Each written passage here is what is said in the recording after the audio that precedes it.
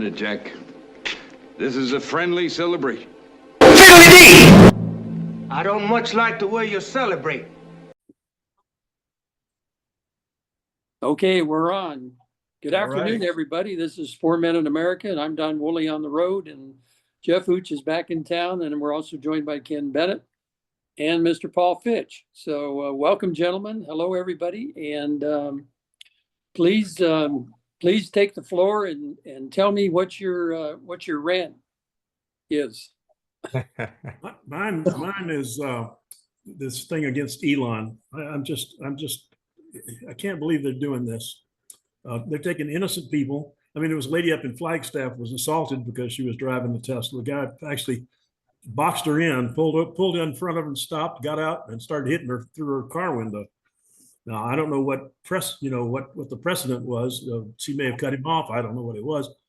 But this rant, or my rant on tax on Tesla, the company, and the dealerships and the cars and key-in cars. The whole definition of domestic terrorism is violence designed to change policy. Yeah, that's exactly what this is. And so those people ought to be getting their whole 20 years. Anybody who keyed a Tesla or threw a firebomb at one or anything like that ought to be in the Gray Bar Hotel for 20 years. Yeah, I know, Paul. Patty was watching a video of a guy that through the policeman's camera. He walked up on him and he keyed a lady's truck in a parking lot, and she called the police, and the guy stopped him, and he really tried to play the innocent side of I really don't know why I did it. I did it, and I'm really sorry, and I'll pay for it. And the guy said, well, you committed a felony. It's going to cost over $1,000 to fix your truck. So you're going to jail tonight because the judge already went home for the day. Yeah. And his wife is standing there saying, well, what's going on? That's a felony? She didn't. So, yeah, I hear you. I know it's awful. And any comments from Ken or Jeff about that?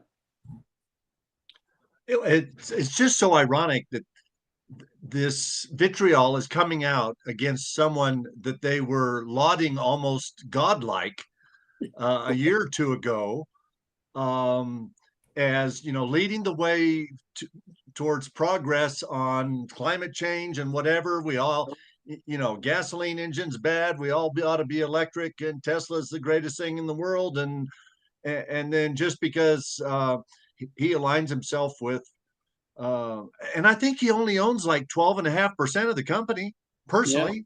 Yeah. Right. The other 87% is probably owned by investment banks and insurance companies and groups that are earning a return on investment for millions, tens of millions of Americans, many of them liberals, I'm sure, who want their stock portfolio to be doing going in the upward direction, and then they're doing everything else. Or a few of them, are doing everything they can to destroy. It's all, Ken. It's all emotional, right? I mean, they react. Everything they react to is emotional. They're not logical. They're not. My rant's the same one though, but it's against people on the far right. Yeah, we've got the head of the Arizona Freedom Caucus, state senator by the name of Jake Hoffman from out in Queen Creek, has announced yesterday that he's going after the Republican superintendent of public instruction, Tom Horne. And Mr. Hoffman has decided that he doesn't like Tom Horne anymore, and had a little press conference and said Tom Horne is the biggest threat in all of Arizona towards ESAs, these scholarship accounts that parents can get their or a portion of their share of tax dollars and let those monies follow the student to the school of their parents' choice. I mean, it's been a phenomenally successful program, and is conservative to the nth degree as far as letting people decide where they want their kids to go to school and let the money follow that choice. And now you got far right Republicans going after people that have been administering that program and helping to make it a success. And we're going to eat one of our own guys just because the self-declared head of the Arizona Freedom Caucus decides he doesn't like Tom Horne anymore. I have not heard that yet, Kim, but Yes. I've been away for 2.5 weeks. Well, you only had to be away from about a day and a half to have missed it because it only came out yesterday. So, Wow. Oh my goodness. So Ken, what is he basing his attack on Tom Horne on? I mean, what has Tom Horne done?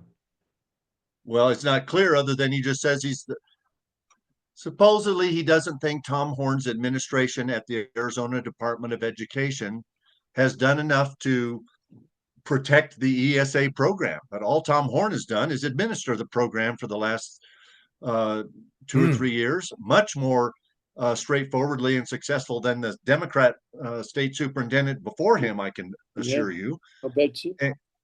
And they It did would have some seem issues. that there would be energies better served elsewhere if that's my point.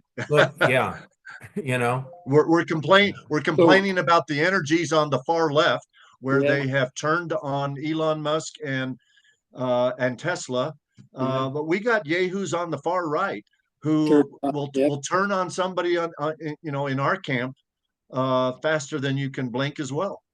Well, you guys heard about the 4 senators that turned on Trump today about the tariffs on Canada, right? Yeah. Yeah, So- I'd like to know a little bit more about that too. I did hear about that, but Rand Paul, when he does something, I usually pay attention, and I know he was one of them. Yeah. And he usually doesn't do something without, I mean, I like Rand Paul. Usually when he does something, it's well thought. So I'm wondering, I haven't had time to look at his position though. Yeah, I don't know exactly all their positions, but they don't. All I saw, read in the article I saw on the Gateway Pundit, is they don't like the tariffs on Canada, and so they passed some bill in the Senate with 4 Republican votes to block it. And the only reason Trump's putting tariffs on Canada is to get the fentanyl stopped, because they're still haven't stopped that fentanyl traffic from Canada. So anyway, maybe they'll get it all ironed out. But yeah, that would be my political rant for the day. Well, I like Paul's and Ken's. Oh, go ahead, Paul. I was just going to say it's just Murkowski, Collins, and McConnell, along with Rand Paul. Yeah, we should be. That's an unlikely That's an unlikely quartet there. Well, and I'll be honest, the only reason I'm really taking pause to give it any real consideration is because Rand Paul's amongst them, Yeah.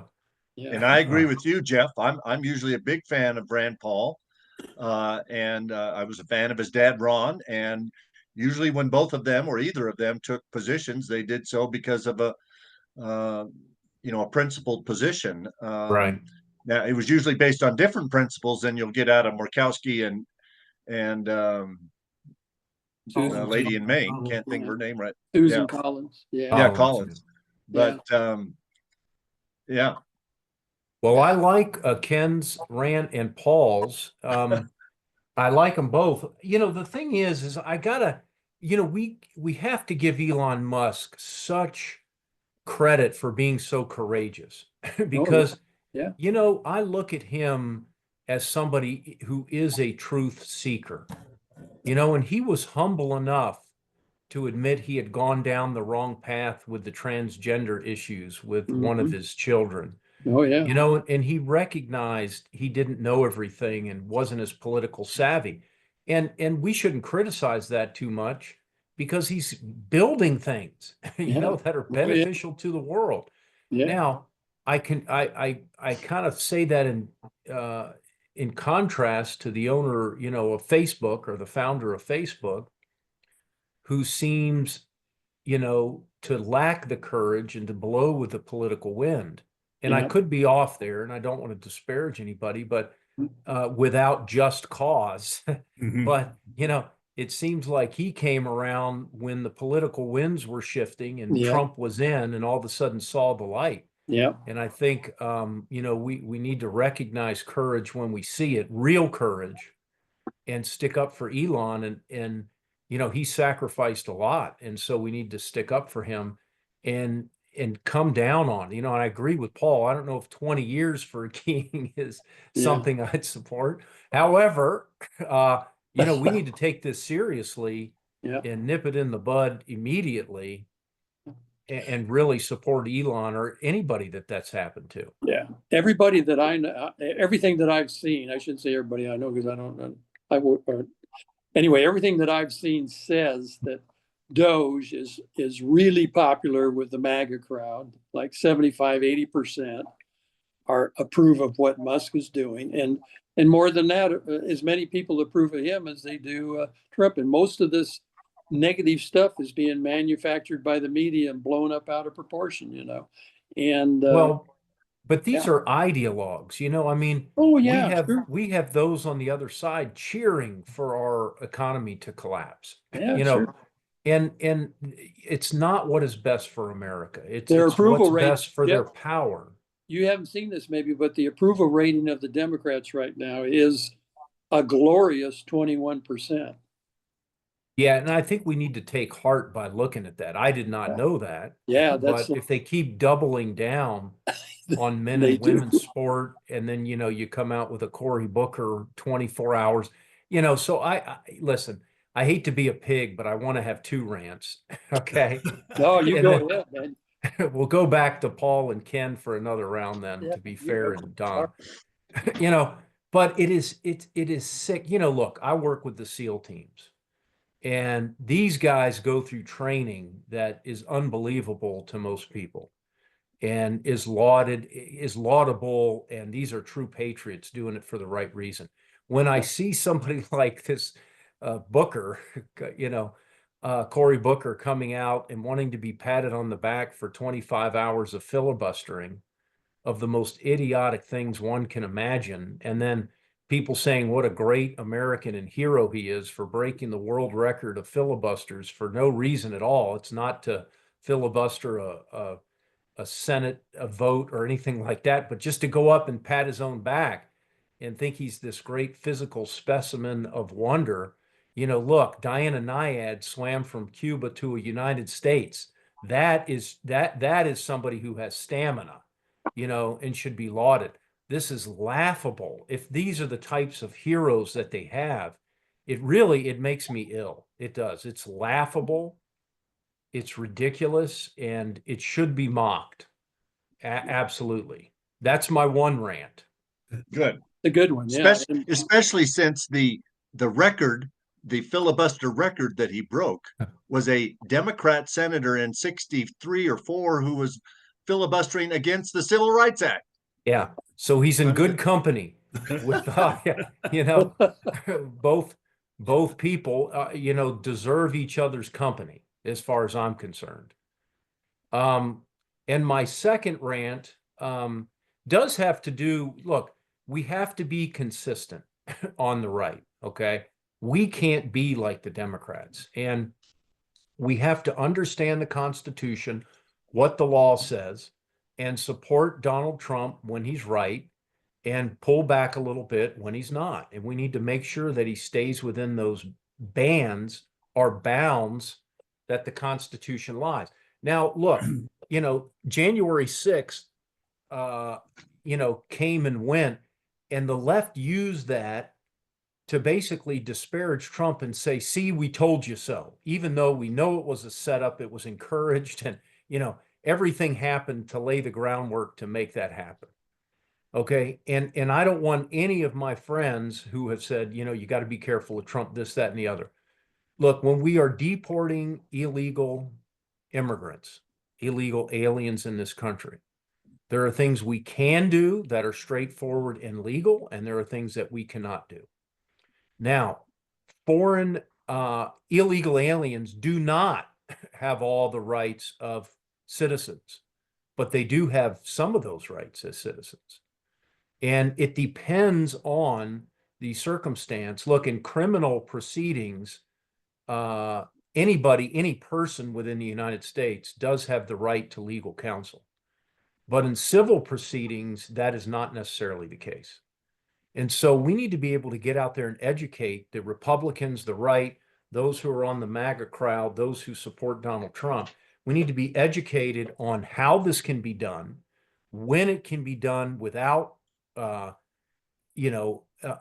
representation, attorney representation for the illegal alien, when it doesn't have to be done, and everything that it combines. Look, in 1996, my father-in-law was still alive, and he was a World War II vet, and he flew guns against Castro and when Castro took over. And there's just a lot to that. But he flew pamphlets over Cuba.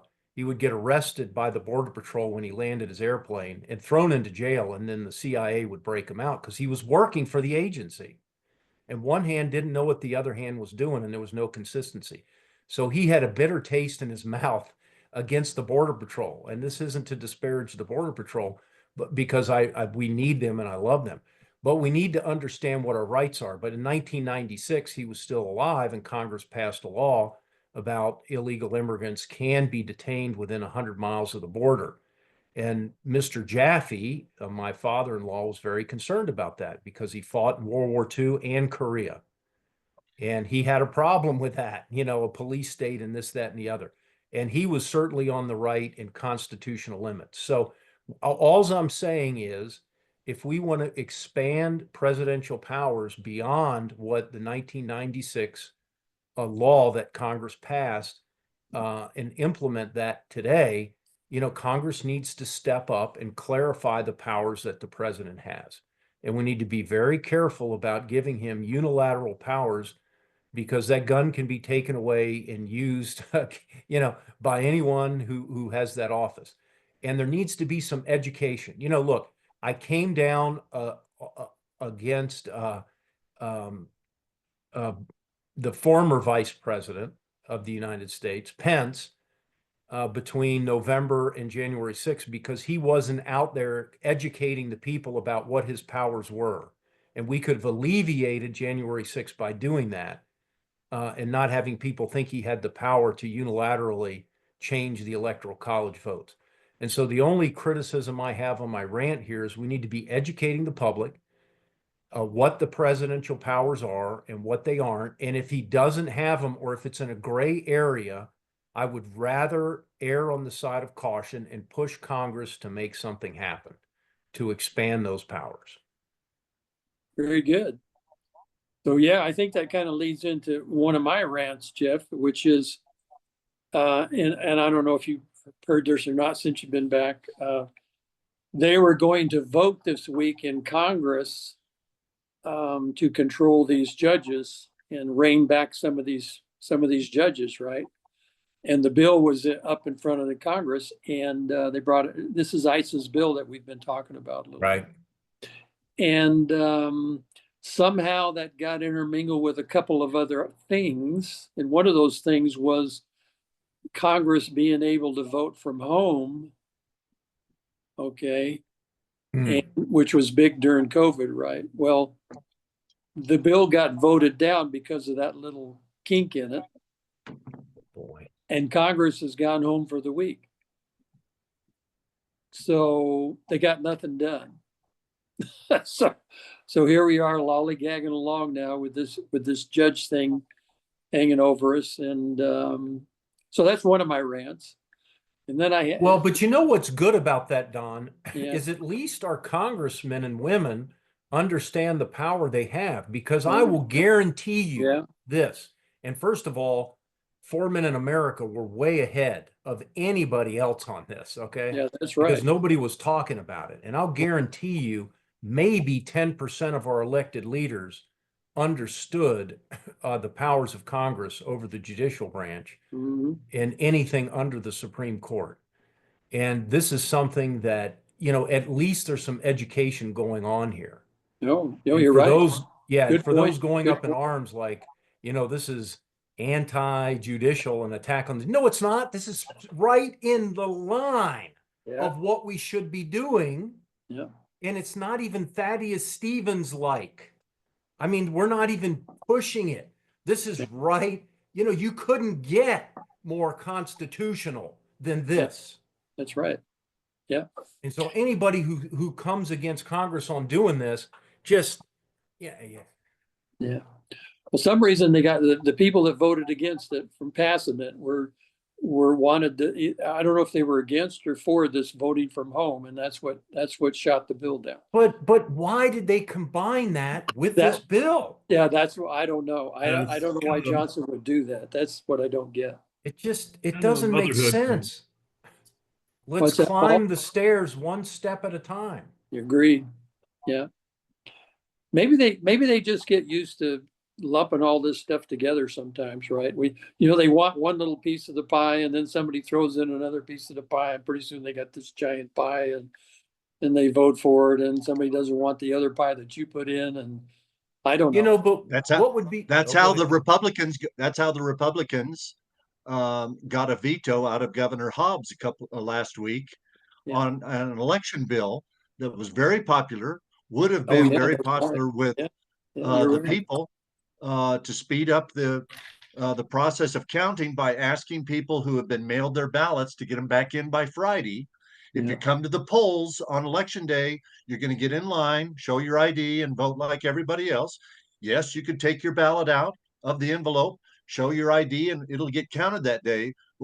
But the bill was going to not allow people to just drop their ballots off on election day and delay the counting of those ballots for almost a week. But when the bill that only said that in the Senate got over to the House, then the House added some other stuff on it that they didn't need to put on it. And all it did was gave her an excuse to veto it. And so it's a common stumbling block that legislative bodies have. And I think undisciplined legislators, both at state and federal levels, where they see something good that they know has the votes to pass. So now's my chance to get a piece of crap attached to it and see if I can slide it through there. And you kill. They're not learning. It's ridiculous. What I'd like to see is Congress or even our state legislature can pass, a series of one-page bills. Just like Trump is signing executive orders, we are going to pass this bill in the morning, this bill in the afternoon, and then tomorrow, this bill in the morning, and just start very simple. And then, look, you can really attack or defend a congressperson on that specific vote. We are going to vote specifically about funding colleges who promote men and women's sport right here. Boom. Just that. Has nothing to do with high schools or whatever. Then take the next one, and just simplify these things. And could you imagine the momentum that we would gain on doing this? Yeah, I agree. Is that something that the Speaker of the House and the President of the Senate and the whips, do they have a lot of control over that, Ken, in your experience, or can they only do so much? It's really a function of if a bill's in a committee and you can get a majority of the committee members, and in Arizona, a committee is usually 7. So if you have an idea that you want to throw onto a bill and you can get 3 other people in that committee to agree with you, you can get that amendment added in the committee. If it's out of committee and in the full Senate, it's called the committee of the whole. Now you've got to have 16 votes on the floor of the 30-member Senate. And if they agree with you, you can add it there. So unfortunately, it's a collective tendency of undisciplined legislators to go along with others to get along. And okay, I'll support your amendment here because I'm going to ask you to support my amendment on something else, tomorrow. And you get this undisciplinedness of, here's a good idea, and I can see that it's popular, it's going through, and this thing that I've been trying to do for months or years, I never could get it done, so I'll just throw it on here now. And but it takes Ken, leadership. It takes good well, leadership. yes. Ken, don't you Uh, think a great leader, though, could get all the Republican caucus or whatever caucus you want to talk about and say, look, everybody, we're going to have complex legislation from this date to this date. But from February 1st through May 1st, we're going to pass a series of 100 bills or 50 or 20, whatever it is. And we're chopping them down to one item. And we are not going for the big knockout blow. We're going for a bunch of body punches that are really going to make a difference. And we can also have one great bill. That's fine. We can be working on that.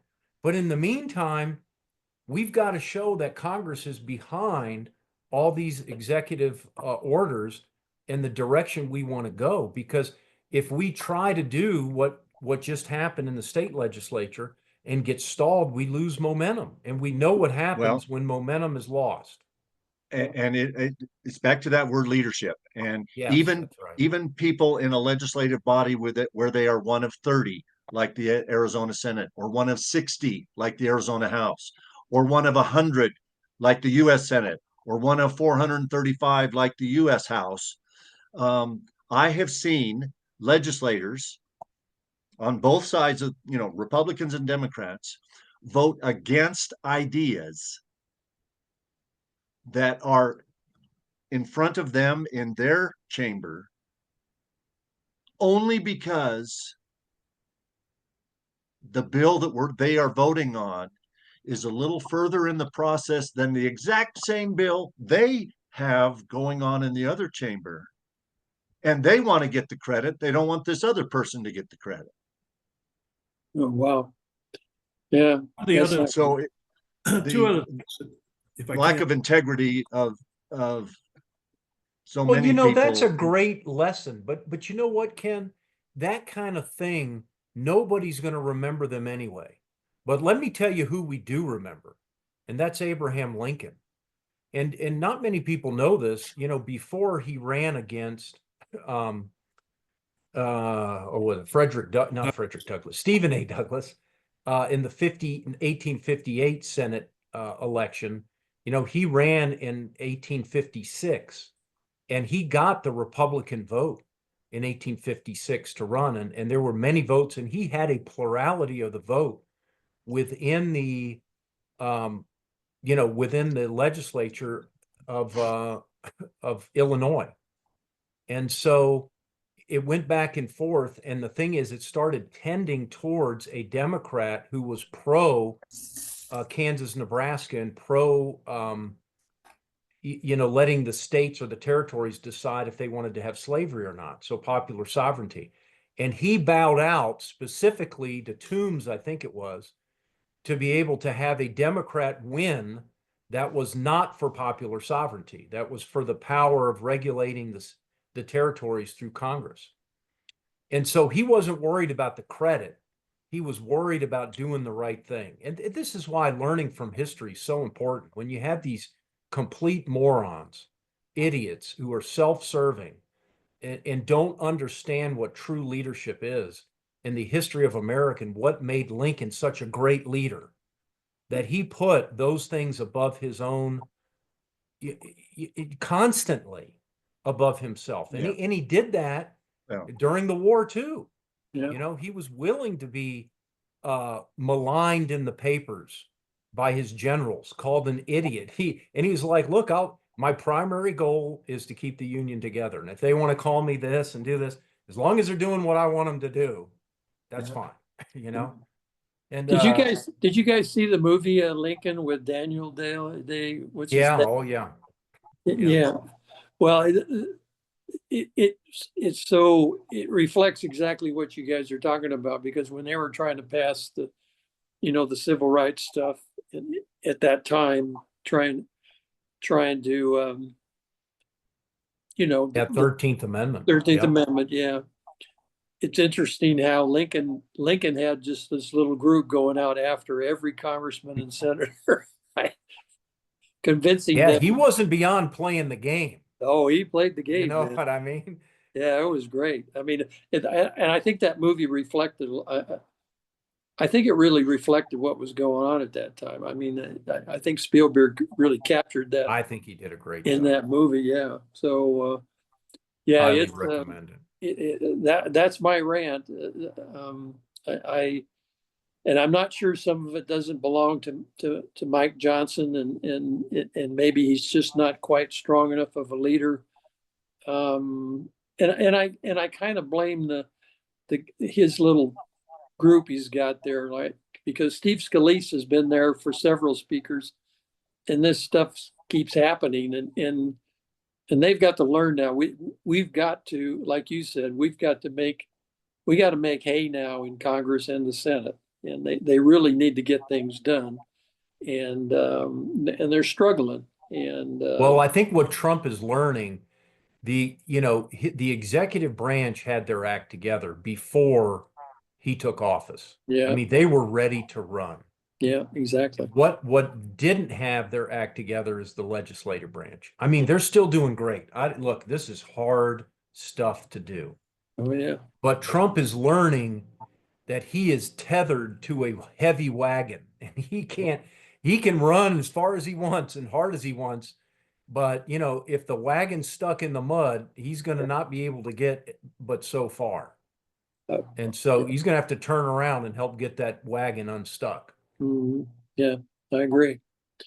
So, so Jeff, let me ask you, did you have any thing on your trip that you could call a rant? Did anything, your travel plans, your flights, your cruise, anything really stuck in your craw about your trip?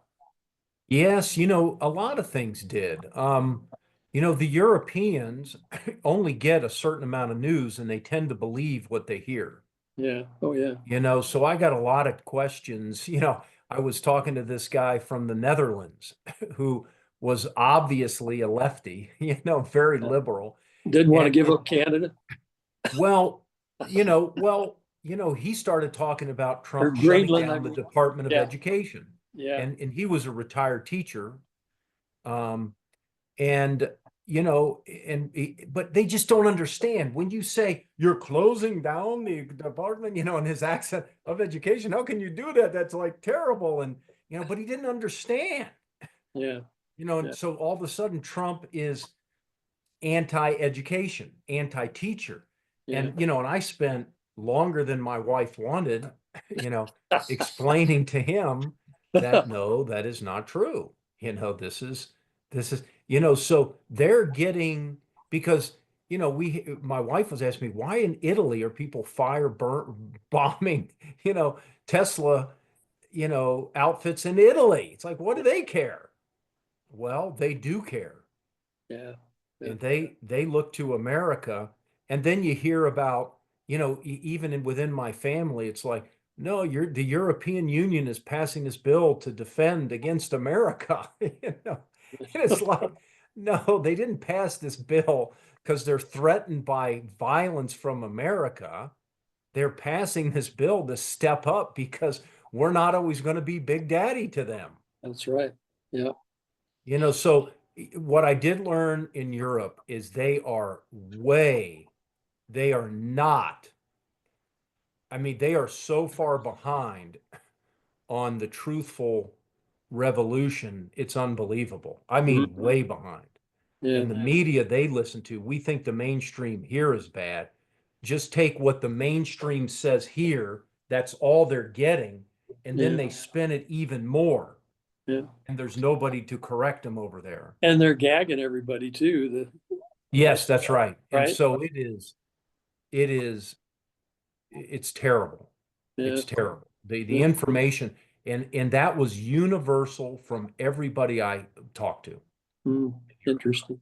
Because I'm not, a lot of people say, well, you can't talk religion or politics. Well, if you can't talk religion or politics in my house, what are you going to talk about?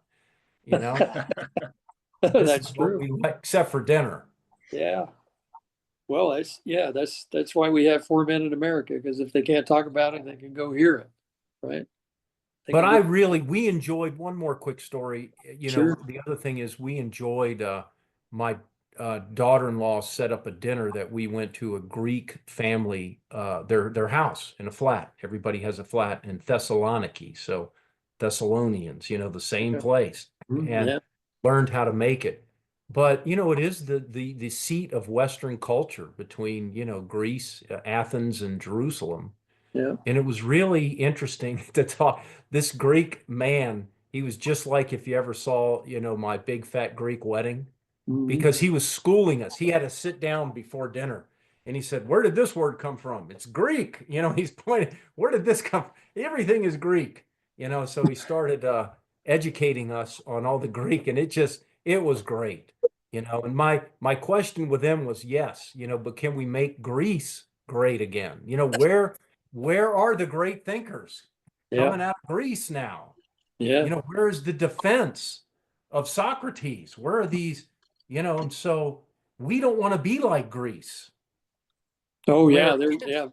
Yeah. it was the breadbasket of Western civilization, but now it's still a wonderful place. Yeah. But it is a remnant of what it has been, and they're so proud of their past.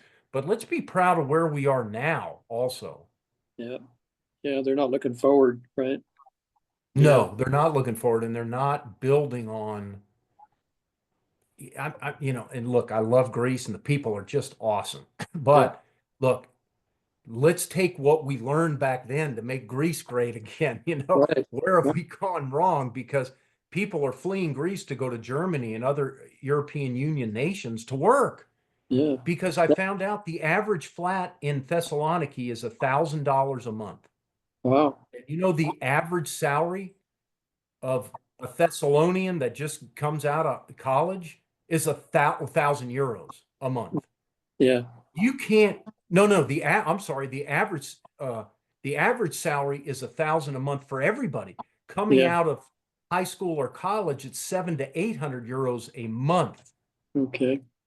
and so they're not having children Yeah. because you can't afford to go work and have children. Yeah. Yeah. They didn't Greece get in trouble with the EU and they got a They tremendous, did, yeah. right? No. Yeah. I know. So Yeah. yeah. So we're grateful to be in the United States as much as inflation as we have, and as hard as it is for the Yeah. younger generation, we still have it better than most European countries. Well, I have something that I'll mention that I've noticed on our trip, driving across the country, which has really been interesting because it's, How many states have you driven across, Don? well, And which ones? we drove across Alabama and then Mississippi and into Louisiana, and now we're almost across Texas. We're about 200 miles from El Paso, and then we got to go through New Mexico to get to Arizona. So, yeah. Batten down the hatches for one state. Yeah, there you go. No, when you get to El Paso, did you know that El Paso is closer to California than it is to Dallas? Yeah, I Is do that that. right? Yeah, if you drive across Texas, you realize you just drive and drive and drive. Yeah, yeah. So, but one of the things I noticed is that, like Texas, we got in we got into Houston area about 4 o'clock in the afternoon, and I kind of looked over at Patty and I said, it's rush hour. This isn't going to be good, right? And we were on the east side of Houston. It took us till 7:30 to get to the west side of Houston. Oh my gosh. Houston's a monster. Houston You is a should have monster. seen it. I mean, you should have seen it. And you go right through downtown on 10, right? And you should have seen the jumpers, right? I call them jumpers, right? Lane jumpers, right? Oh my goodness. I don't know how they keep from hitting each other. And there were fire trucks screaming by all the time, and there were police cars. It was So just Don, this may be a dumb question, but why didn't you get a hotel on the east side of Houston and then get up early and get out of Dodge? We were trying to get to San Antonio, and that was kind of our 500-mile limit. Right. So we kind of broke it into 500-mile pieces, 4 days, 500 miles a day. So anyway, yeah, Houston, that was something. But I just noticed in Texas how it's thriving in Texas, the economy is. And I also heard that just as we got to Fort Stockton today, the gal sitting at the motel, or at the hotel, she said that they're opening the copper mine in Safford. Hmm. Have you heard that? No. I have not, but And they that would got be great news. They got thousands of workers coming through this area heading for Safford, Arizona to work in the mine, the new copper mine. Hmm. I've So not heard that. yeah. So I hadn't heard that either, but I know and I think President Trump, didn't he bring up mining in Arizona at one time recently? I think he did. I don't know, but the only thing that would thrill me more is if we had 1,000 workers coming to the Rosemont copper mine just south of Tucson. Yeah. How and where is all that at? Is that gonna happen now? Is it still? I do not know. Yeah, I don't know either. Now that Grahava's dead, right? Maybe I just, maybe that'll turn it loose. But he's going to be replaced by Adelita. Well, yeah, I know. Yeah, I know who's gonna. Yeah, she'll probably win too. So that won't be much help. And then one of my other rants was one of my rants was the traffic through Houston. So I told you guys about that. It was just a nightmare. And the other rant was that fast food places are not they're not fast food places anymore. We're finding that they're all either taking food orders from their app and getting the food ready for people that are going to pick it up, or they tell you to go use the kiosk and don't bother to ask me what you want for dinner. Right? So it's really weird. You go in and we went into a McDonald's in Tallahassee, Florida, and we were in there almost an hour getting our order. I couldn't believe it. Huh. So we got into Biloxi, Mississippi like 11:30 at night. That's why I go to Chick-fil-A, Don. The lines are longer, but you get to speak to somebody and they're used to getting you through. Well, maybe we'll have to change, right? I don't know if we even saw a Chick-fil-A on the way, but yeah, it's you drive down the road and you see something, and then there was another McDonald's. We were in some town in Texas. We went in and we found out that McDonald's is not serving salads anymore. They quit serving. So people used to get salads there. I thought that was pretty popular, but they stopped. There are no more salads in McDonald's. Wendy's will have salads. Yeah. We talked about that, and we looked for a Wendy's. I don't think there is a Wendy's in Fort Stockton. We were looking for one. We stopped in a Walmart and got some salads before we came to the hotel. So that's my rant. That's my traveling rant. How about TSA and Customs, Jeff?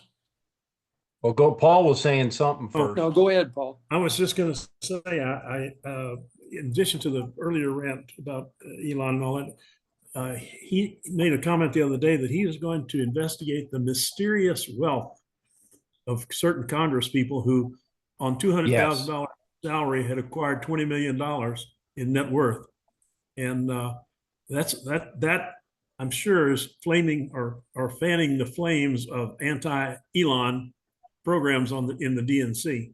Oh yeah, sure. There's some people looking over their shoulder right now, trying to figure out how to hide that wealth. Yeah. Well, I hope he does it. I mean, the thing I am, so I can add two more rants. The one thing is I am surprised that the American people are not more outraged at the government waste and abuse and what we've been spending money on. It's disgusting. Yeah. And that the other side, the Democrat side, isn't equally as disgusted is disgusting to me also. And so we know what we've got, and it is terrible stuff. So, but customs. So what's interesting is when we went into Madrid, customs was very friendly. It was very fast. They were happy to see us. It was very interesting. I hate to say, flying into Atlanta when we got to customs, the line for foreigners was way shorter than the line for U.S. citizens or green card holders, etc. We waited a long time, and they were not friendly. I mean, my wife was just like, she said something to the lady that we were going through. It's like, why are you guys so angry? I was like, honey, shh, just relax. Because in customs, there's a lot more leeway against your constitutional protections, Yeah, that's right. And this one guy did backtalk one of the customs officers, and he was hauled off. And I was like, see? And that was after she had said something. I was like, see, honey, this is not the place. Because I mean, there's horror. I've seen horror stories at the southern border in Nogales. I mean, we got to have good borders. Yeah. But Yvonne, my wife, was just a little flustered about how come they were so friendly in Spain to have us, and when we come home, they just seem mean. Yeah. But then we went to a Chick-fil-A. My son came home with us on the way back to Tucson. We flew into Phoenix, and the people there were so friendly. Like, how can I help you? And here's your thing. And my son in Spain, they're not like that at their restaurants. It's like, it's just blunt. So it's just very interesting, the dichotomy. And the Reds, what do you want? It's almost like you're bothering them to come eat there, Yeah. Yeah. And at Chick-fil-A, they were so happy to help us. And he felt he said, why are they so friendly? So anyway, just different cultures. Oh, yeah. I mean, that's just customer service, right? And Yeah. training, right? Get the right training and the customer service, and yeah, some places you go and people are great, terrific. I really found a difference. Honestly, I got to be honest with you guys. We have found a difference in customer service between Florida generally and Arizona. Huh. Floridians are the businesses in the Florida. They're much more friendly than people in Arizona are. It's especially the restaurants, but almost all the retail places. It's people very helpful, very friendly. And Don, I just did a search. Closest Chick-fil-A to Fort Stockton is in Odessa. So I don't know how far out of the way that is, but well, thanks, Ken. Well, I think you want Odessa's up north in the Permian Basin, I think. And that's what I thought. I think it's like it's probably maybe 100 miles or 50 miles. So probably El Paso's next. Yeah, I think probably. we ought to shoot Next for closest. Chick-fil-A being our first sponsor. Yeah. Hey, that would be good. Yeah, we give them a lot of good time tonight. So any other rants? Anybody got any other rants they want to go over? Well, I'll go with one that I was making notes while we were talking. We were talking about Rand Paul, for instance, and McConnell and Collins and Murkowski. And I'm just wondering if these people fully understand what a representative is and how much of what they do is based on, I was elected because the people liked me, and so therefore I must represent the people with my thoughts. I don't believe we should do this. And there's no way to take a real poll. I think Nancy Pelosi, for instance, has 900,000 constituents, as opposed to one representative per 50,000 or 30,000 people, as we have in the Constitution. Yeah. And so I'm wondering if they're substituting their own prejudices. And my point is that these four Republicans that voted against whatever that was, are not taking into account the mandate that President Trump got. I mean, he got a popular vote mandate to do whatever he was saying he was going to do, and he's doing it, and then they're fighting him. And so they're not properly representing the people who voted for Donald Trump. And I don't know what we can do about that. Yeah, McConnell is he's in a state that voted like 70% for Trump, and McConnell, I think it's just all that battle. Trump doesn't like him, and he doesn't like Trump, and he's never been part of that neocon establishment, and McConnell's never accepted it. Now, he did pretty good with the Supreme Court justices, but McConnell was the one that blew in his ear about Amy Coney Barrett. And some people are having their doubts about her too. So she's not a constitutionalist, right? She's whatever she is, she's not a constitutionalist. So, but I I get your point, Paul. It's they're not there. I think a lot of it is their own ideas and their own personalities reflected in what they're doing, what they're voting for. Yeah. They're definitely not on the bandwagon as far as the group goes. So, any other comments, Jeff? Well, just let the team know that I am, I've been trying to write a book now for quite a long time. Yeah, I know. And now I've got a few in the queue, but I've decided to switch orders. I am going to write a book about life or death in the Republic, and it's going to be our choice. And it really is going to be about correcting the narratives of the founding and talking about what made us truly great at the founding and how we could become great again and specifically go over it. But then why the constitutional oath of office is important to doing that. Yeah. Because I really want to get through why we do take the oath of office. And so I'll be working on that over the it'll take me longer than I want, but yeah, of course. I really want to get that out. I'm trying to commit myself so I have self-pressure to do it. Were you contacted by the group I told you about Saturday, April 5th? Oh, I'm going to no, I was not. Oh, I think I got an email on that and I'm going to try to go. Yeah. Yes. Yeah, we're not going to make it because we're not going to be in town till Saturday. We talked about going, but we're not going to go. But anyway, I hope you can make it because I know Andy Biggs and Eli Crane are going to be there. So I'm going to maybe try you'll to get a chance to talk with them about that. Yeah. So anyway, just letting the audience know, letting you guys know it'll come out at some point. And, my thing is I want to put everything in there and the kitchen sink, but I was advised today that maybe just make it shorter and not have it be all comprehensive, but at least get it out there. So that's probably what I'm going to do with the first version. And we each get a signed copy, right? Absolutely. Yes.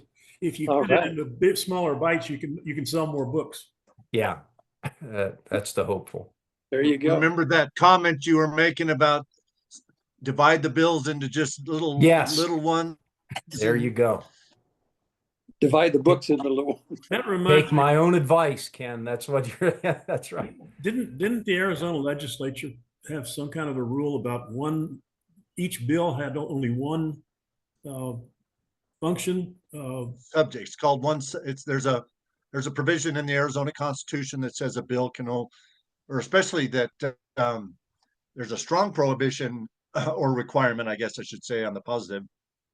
If you put a referendum, if the legislature refers something to the people to vote on, it can only be a one subject thing, so that you don't put two good things in and then throw a real bad one in. But the courts have interpreted the subject, what's one subject, to be a little bit vague, and they go to great lengths to build what are called bridges between a subject. So if there's a bill about education, it might have to do with, one of 1,000 other things, but if you want an amendment on it, you have to tell the attorneys over at Legislative Council, we got to build a bridge to get over into this section of education law because, the education statutes are 500-600 pages long. So, but yes, there is a requirement in the Arizona Constitution that bills and referendums to the people to vote on are supposed to be single subject. The question becomes the definition of what's a single subject. Mm-hmm. And when you want your thing added to something else, you say, well, the subject of this bill is education. No, the subject of this bill is, changing the hour requirements or, of when kids have to go to school. And now you want to add something about, something totally different. More recess. Yeah. Right. Okay, guys, we're about the end of our time. So I ask you, I thank you all for calling in again this week. It's always great to see you guys. Glad Jeff's back safe from his trip, and good to see Paul and Ken. And I'd like you to stay on for 2 minutes after I stop recording and see about a subject. I'll bring it up after I stop recording. Okay. Okay. So stand by here.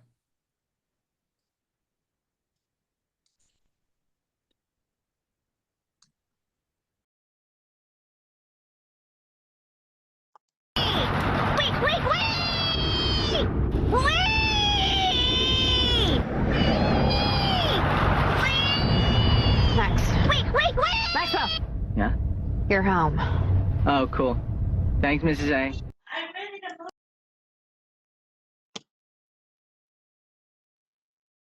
If you want to change the world, start off by making your bed. If you make your bed every morning, you will have accomplished the first task of the day.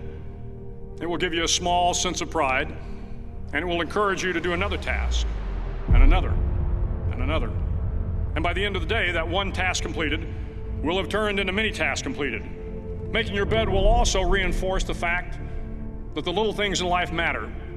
If you can't do the little things right, you'll never be able to do the big things right. And if by chance you have a miserable day, you will come home to a bed that is made, that you made. And a made bed gives you encouragement that tomorrow will be better.